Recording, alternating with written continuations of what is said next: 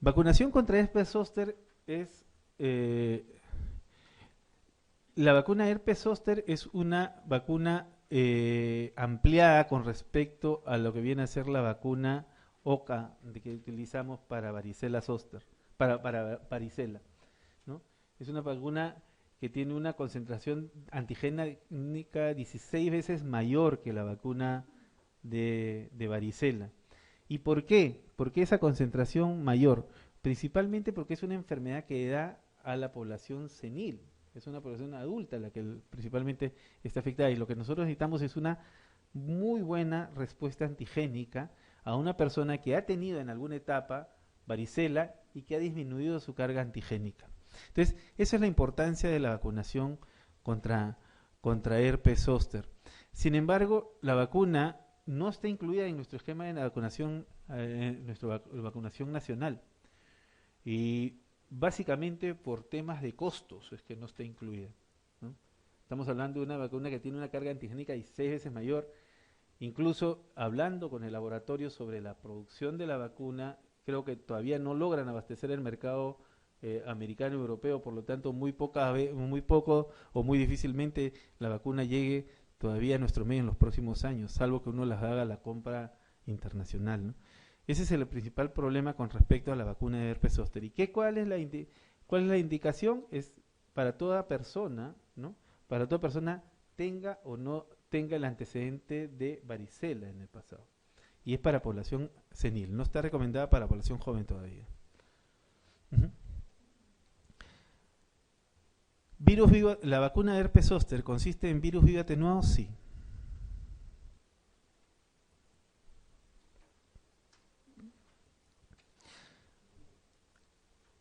Indico lo correcto referente a la vacuna. Con la máxima unidad se evidencia a partir de las 6 semanas de aplicada la vacuna.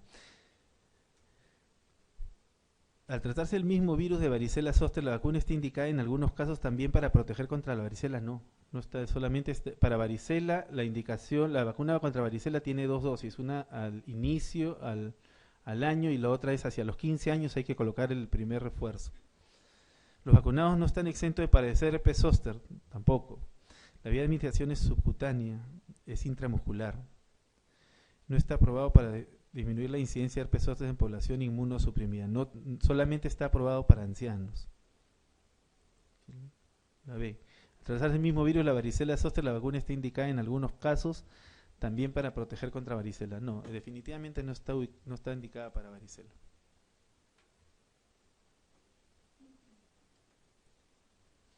Sobre la eficacia de la vacuna contra el herpes zóster está demostrado. La eficacia es mayor en grupos poblacionales de mayor edad. Disminuye la incidencia de neuralgia posherpéstica, sí. Disminuye la incidencia y gravedad de los cuadros de herpes zóster también. Disminuye la severidad de los cuadros de neuralgia posherpética. Todas las anteriores. Ujú.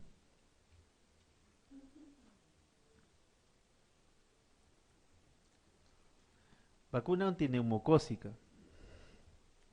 En el tema de la vacuna de neumococo ya se está hablando ya actualmente a nivel de en el caso de los adultos en el hecho de incluir una vacuna que sea más efectiva que la polisacárida que actualmente estaba aprobada, hasta hace unos años estaba aprobada solamente la vacuna polisacárida para su uso. Como nosotros ya entendemos un poco más del asunto, por lo que hemos conversado, las vacunas polisacáridas tienen una pobre memoria inmunológica y eso determinaba que no sea completamente eficiente la vacuna polisacárida en el paciente adulto o adulto mayor. Por lo tanto, en los últimos años se han estado desarrollando estudios para incluir la vacuna conjugada en la población senil que han tenido muy buenos resultados. Uh-huh. Nosotros acá tenemos la incidencia de la enfermedad neumocócica invasiva por edad y vemos de que la neumonía es una enfermedad que afecta a los dos extremos de la vida, básicamente.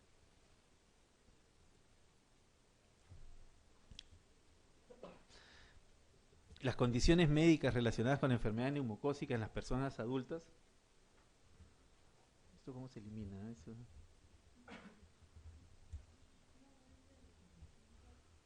no hay manera, ¿no?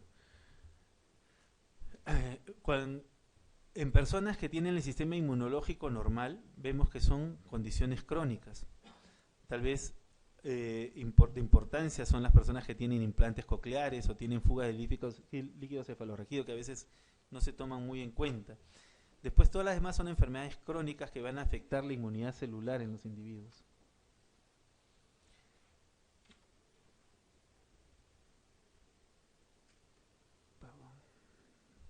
En las personas esplenectomizadas también existe una indicación importante, ¿no?, de lo que viene a ser vacunas polisacáridas o vacunas que tienen cápsula. Entonces la vacuna neumocócica conjugada podría formar parte importante de la vacunación aquí. Personas que tienen el sistema inmunológico alterado, básicamente las personas que sufren de VIH, las personas con enfermedades crónicas o enfermedades asociadas. Las recomendaciones americanas incluyen todas estas: implantes cocleares, anesplenia funcional o anatómica y condiciones de inmunosupresión. Y estas son recomendaciones para la vacuna conjugada de 13 valencias.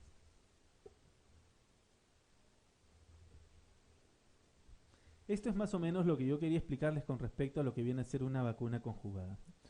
Entonces, el polisacárido, que generalmente es obtenido de la cápsula de la bacteria, como agente antigénico es rápidamente destruido y eliminado por las células inmunológicas. Entonces, debido a esa facilidad que tienen para destruirla y eliminarla, entonces no desarrolla rápidamente antígenos. Por lo tanto, es necesario siempre adosarle una proteína de gran peso molecular o un compuesto de alto peso molecular que no afecte la constitución propia del agente, del antígeno, pero que sí sirva como una carga antigénica adicional. Es por eso que se utilizan estas proteínas y a eso le llamamos nosotros conjugación. Es una unión química covalente entre una proteína transportadora y el polisacárido de la cápsula. Entonces esto es lo que vamos a ver. Este es un antígeno polisacárido solamente, por ejemplo, el que vemos en la vacuna polisacárida básicamente. Vamos a estimular una respuesta de linfocitos B y vamos a tener una respuesta T libre, independiente, que no se va a presentar. Si nosotros añadimos un conjugador o una proteína de alto peso molecular, entonces vamos a tener un antígeno de mayor peso molecular, vamos a estimular al linfocito B, vamos a tener una respuesta de célula plasmática por un lado, pero por otro lado también vamos a tener la interacción que buscamos con el linfocito T, vamos a estimular una respuesta de memoria y esta respuesta es más prolongada, ¿no? La respuesta inmunológica en las vacunas polisacáridas se da de esa manera, ¿no? Células B diferencian, no hay células de memoria producidas y hay un estímulo de células plasmáticas. Hay una producción de anticuerpos, pero esto se agota con el tiempo, como les digo. En el caso de las respuestas de células conjugadas, entonces hay una mejor respuesta, ¿no? Se estimula la respuesta de células T, y aquí hay una interacción. Se estimula la respuesta de la célula plasmática, que ya no solamente va a ser influida por la presentación del antígeno, sino también influida por la acción de citoquinas propias de las células T. Entonces la producción de anticuerpos es mayor y de mejor calidad, y también tenemos la respuesta de memoria que buscamos con la conjugación, ¿no? Entonces, eso es básicamente lo que se quiere buscar con la vacuna conjugada. Actualmente se están esbozando varios esquemas de vacunación con vacuna conjugada. Sin embargo, todo hace ver que el esquema va a tener que constar de por lo menos 2 aplicaciones al inicio y a los 6 meses de la vacuna. La vacunación antineumocócica de 23 serotipos, que es la vacuna no conjugada o la polisacárida, es menos eficaz en uno de los siguientes grupos, acá dice. Definitivamente las vacunas polisacáridas han sido descartadas completamente en los niños. ¿Por qué? Porque el timo las destruye de una manera muy eficaz. Entonces, aquí lo que teníamos que ver es menores de 2 años. En los menores de 2 años, ni pensar en vacunas polisacáridas de ningún tipo, ¿no?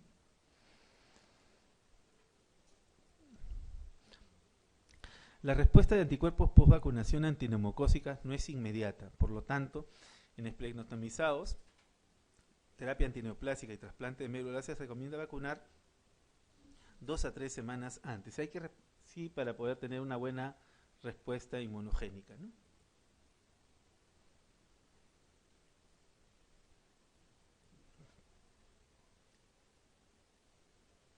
¿Cuál de los siguientes tipos de vacuna antineumocócica procede menos eventos colaterales? Definitivamente es la no conjugada. Tiene menos eventos colaterales, pero también es menos inmunogénica. Ahora bien, si estamos hablando de adultos, la vacuna de 7 serotipos no ha sido, ya es una vacuna pasada, no está recomendada nunca en adultos, no fue recomendada nunca en adultos. La vacuna de 13 serotipos es una versión mejorada de esta vacuna que añade 6 serotipos adicionales. Y la vacuna esta es la vacuna que se está recomendando en adultos.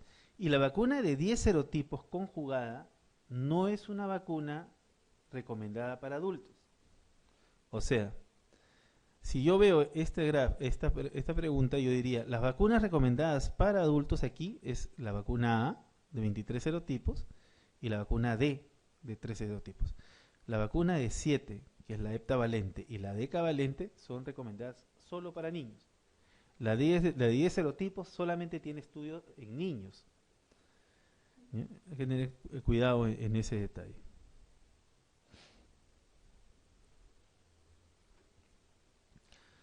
Vacuna antifiebre amarilla. La fiebre amarilla es una enfermedad viral, febril, aguda, que se presenta en varias partes del mundo. Eso ya es bastante conocido, ¿no?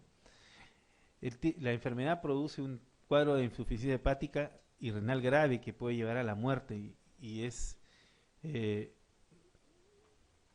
con una letalidad, la letalidad es altísima, por encima del 50%, ¿no?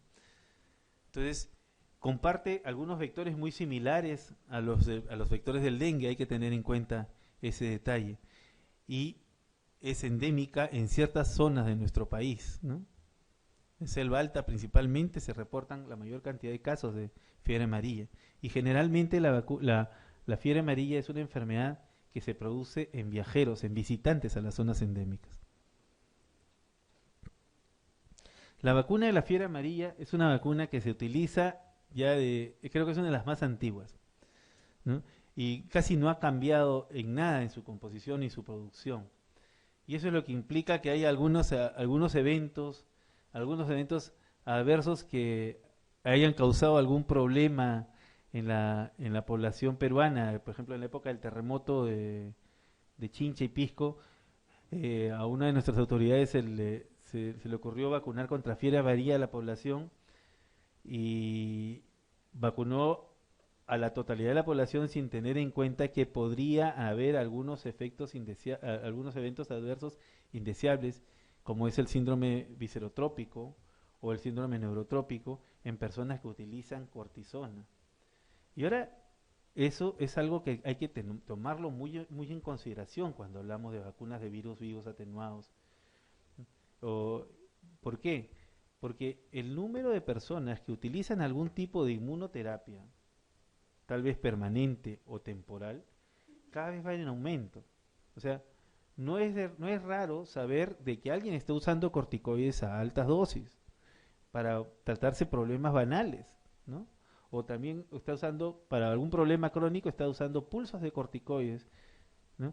Entonces, si a esa persona, si nosotros no tomamos en cuenta esa consideración de que está con una terapia inmunosupresiva, aunque sea de momento, y la vacunamos con un virus vivo atenuado, entonces en ella podemos producir un problema muy serio y grave. Y eso es lo que se ha visto, ¿no? en los eventos asociados con los eventos adversos asociados con vacuna en los últimos años. Hace un rato les hablaba de polio, la polio por virus el polio oral.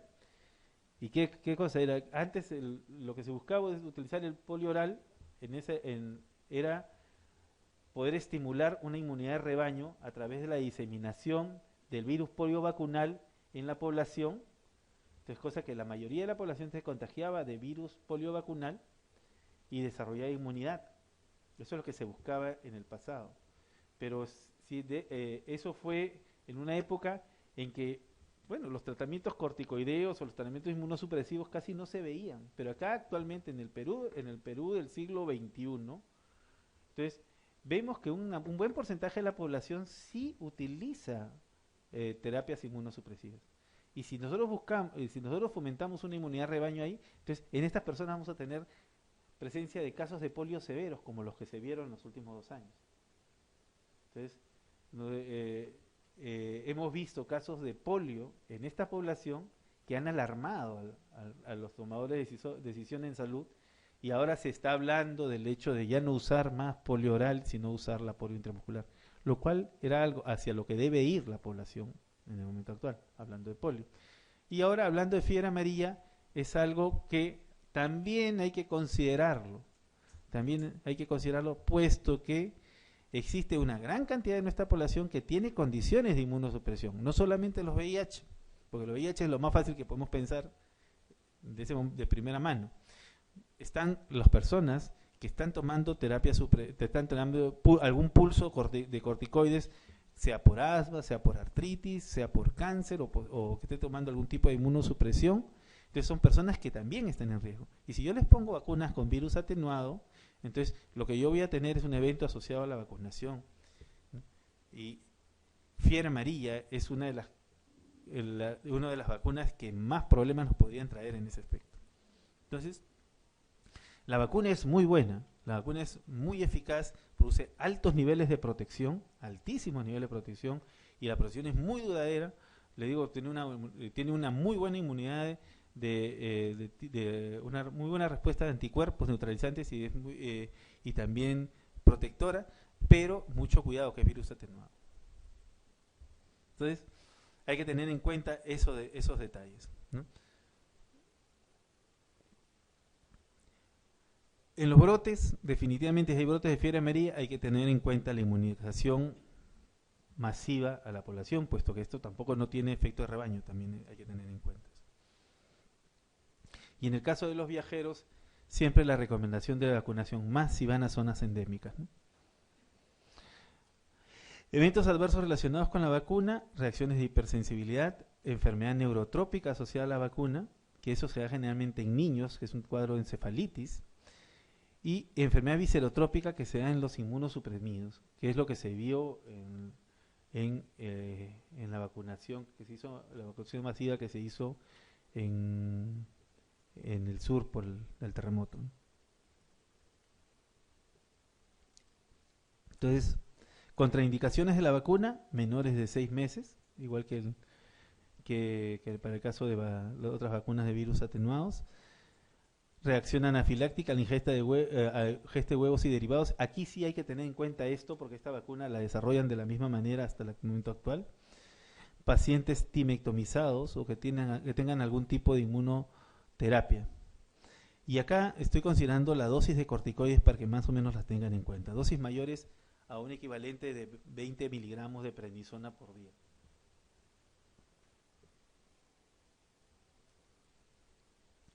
Pacientes con linfomas, leucemias o neoplasias, embarazadas,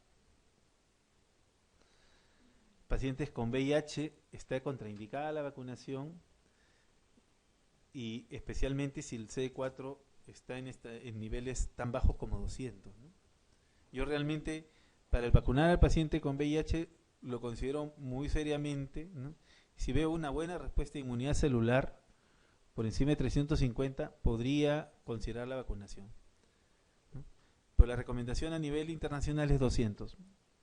Con mucho cuidado, porque estas recomendaciones a nivel internacional se basan más en la experiencia que se tiene de otros países de menos recursos que el Perú, entonces en los cuales tal vez se podría arriesgar uno a vacunar a personas por encima de 200, ¿no? Pero para nuestro país yo creo que con una que tiene una endemicidad baja a fiebre amarilla, podríamos pensar en un 350 con bastante cautela, ¿no? De CD4. Todas las vacunas de fiebre amarilla, todas en su totalidad, utilizan la cepa 17D. En eso no hay mayor duda.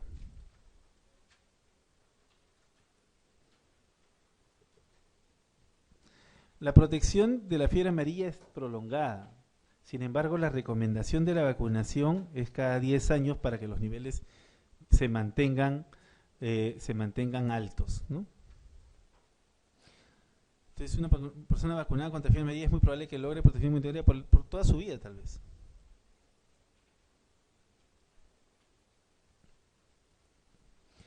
La OMS, y esto es la recomendación internacional, es vacunar cada 10 años.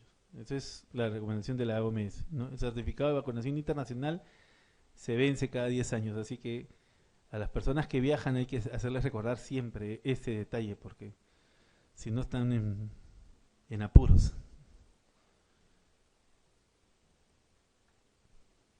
Cefalea global, letargia en una persona vacunada con fiebre amarilla a los 5 días post vacunación, entonces nos podría hacer pensar en que puede haber algún cuadro de síndrome neurotrópico.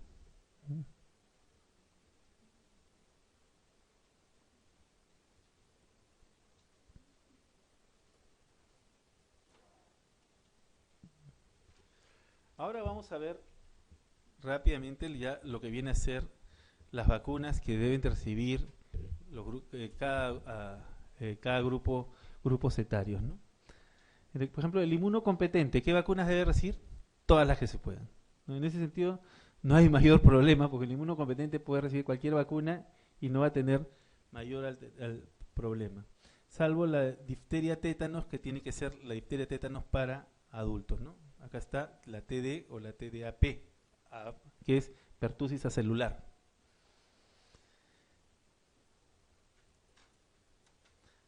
Pacientes con cáncer o con cánceres sólidos, que digamos masas sólidas, las vacunas que deben de recomendarse son la neumocócica, hasta el momento en que es la neumocócica polisacária, la hemófilos influenza conjugada, influenza,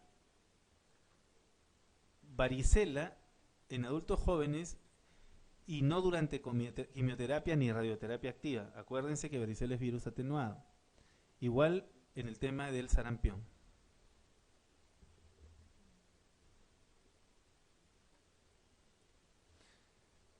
Receptores de trasplante de células madre. Aquí las recomendaciones, hay recomendaciones y hay cuestiones que hay que tomarlas con cautela, ¿no? Toxoide tetánico, influenza, polio Salk, hemófilos conjugada, neumocócica polisacárida están recomendadas. En el caso de la neumocócica conjugada hay que tener alguna consideración, ¿no? Especialmente en el caso de los niños. Recuerden que en niños es neumocócica conjugada siempre. Hepatitis, no hay ninguna duda. Rubiola, sarampión y varicela, que es virus atenuado, hay que tener ciertas consideraciones, ¿no?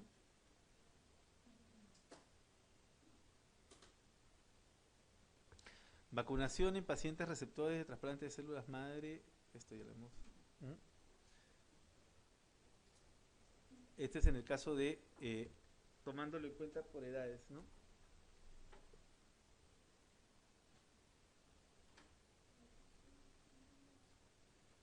Personas con VIH. La BCG contraindicada para cualquier caso, porque es inmunidad celular y eso es lo que está defectuoso en el paciente con VIH. Las recomendaciones de difteria, pertussis, tétanos, hemófilos influenza y la polio, que esta es la pentavalente, ¿no? Que ese es en niños. La polio Salk y contraindicada a la oral. Sarampión, papera, rubiola. Eso es de acuerdo a la situación inmunológica porque es virus vivo atenuado. Varicela igual. Hepatitis A o B está recomendada, no hay ningún problema. influenza en mayores de 6 meses y se recomienda siempre la inactivada, nunca la nasal. Rotavirus, no hay evidencia de su uso, la vacuna del rotavirus. ¿Por qué? Porque la vacuna de rotavirus se da hasta los 6 meses de vida. Después de eso ya no sirve usar rotavirus. Solamente es para los primeros meses de vida la vacuna de rotavirus. Y la HPV está recomendada. No hay estudios hechos en HPV en pacientes con VIH. Bueno, los que se están haciendo todavía no han tomado conclusiones, pero si estamos hablando de subunidades, muy probablemente sea aprobada para su uso. Los esquemas sugeridos son los que están aquí. Neumocócica polisacárida, todos, y hay que revacunar cada 5 años por la inmunodepresión, la inmunosenescencia, perdón, que tiene. La influenza inactivada, siempre, anualmente, todos. Las DPT o la TDAP, que son de adultos, cada 10 años, y esto también por la estrategia de capullo, que es proteger a los adultos para evitar la transmisión a niños. Y otras situaciones importantes es que la pertusis o la tos convulsiva es una enfermedad que está dejando de ser de niños para ser de población joven y población adulta. El año pasado tuvimos una epidemia de pertusis. Hepatitis A y B, papiloma virus humano. Aquí está la recomendación, mujeres jóvenes. Sin embargo, ya la indicación, como hemos conversado, se ha ampliado prácticamente a toda la población. Sarampión, papera y rubiola y varicela, siempre y cuando el nivel inmunitario sea adecuado. Bueno.